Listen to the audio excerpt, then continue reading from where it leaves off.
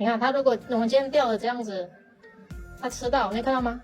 没看到阿波会动哦，这样有没有？这是当你吃下钩，你吃下钩，当你发现你的钩子平移，它原本好好的，可是它却移动了，这个就是有可能吃下钩了。来喽来喽，下次上车喽，懂吗？懂吗？只要你的阿波浮标原本在同一个位置，但是没有任何水泡的影响，它忽然移动了，